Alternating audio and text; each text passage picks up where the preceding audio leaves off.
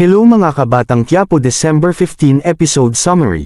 Sa City Hall naman ay tinitigan ni Miguelito si Punggay habang may hawak na alak at sinabi ni Mayor kay Chona na lumabas ka muna at sinabi ni Punggay na sama ako, pero sabi ni Punggay sama ako at sabi ni Miguelito na iwan ka dito. At sinabi ni Miguelito na I need massage, sinabi niya kay Punggay at sinabi ni Punggay na hindi yan parte ng trabaho ko. At umiyak si Punggay at sumigaw si na inid massage. Lumapit si Punggay dahan-dahan at minasage si Miguelito. At hinawakan ni Miguelito ang kamay ni Punggay at pumigla si Punggay at sinabi pid kita kasuhan ng harassment at pinilit. Halikan ni Miguelito si Punggay ay naglaban si Punggay at sinipa niya ito sa tuhod at napataob ito at sabay alis si Punggay.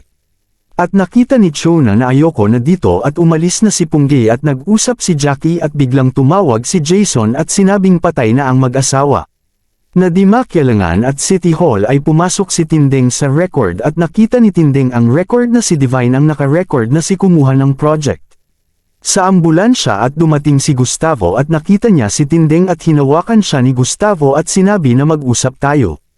At lumaban si Tindeng at sinabi na ayoko na makipag-usap sayo at dumating si Alfredo at sinapak niya si Gustavo at sinabi ni Alfredo kay Tindeng na umalis ka na, ako na ang bahala dito, at sinapak siya ni Gustavo at bagsak siya at papalayo si Tindeng at hinabol siya ni Gustavo. At sinakal ni Alfredo si Gustavo at sinabi na papatayin kita at biglang dumating sila Miguelito at Jackie at kasama ang mga tauhan nito. At inawat sila at hinawakan si Alfredo at ginulpi ito at nakita ni Jackie ang hawak na papel ni Tindeng at sinabi ni Jackie na gagamitin ninyo ito laban sa aamin para sirain mo kami, at sinabi ni Miguelito na mabuti pang mamatay kayo para mawala na ang problema namin. At sinabi ni Gustavo kay Tindeng magsasakripisyo ka para sa lalaking ito at sinabi ni Tindeng oo, kahit mamatay ako hindi ako babalik sayo. At inatake si Gustavo at sinabi ni Miguelito hulihin si Alfredo at sinabi naman ni Jackie hulihin yan at ikulong si Tindeng. At inakyat ng mga tauhan ni Miguelito sa taas ng City Hall at sinabi naman ni Roberto kay Jackie bakit ninyo ikukulong si Tindeng, anong kaso?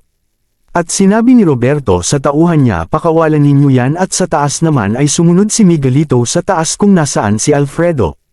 At nang buksan ni Tindeng ang pinto ay nakabukas na ito at sa taas naman ay binugbog ni Miguelito si Alfredo at sinabi ni Alfredo na hindi ako natatakot sa inyong mga gerero at sinapak siya ni Miguelito at nang nasa dulo ay hinulig siya ni Miguelito at nahulog si Alfredo at patay.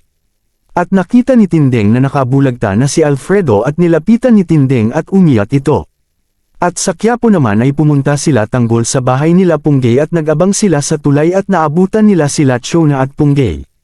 At tinutukan ni Chona sila tanggol at sinabi ni Punggay na ibaba mo yan, hindi sila kaaway, at ibinaba ni Chona ang baril.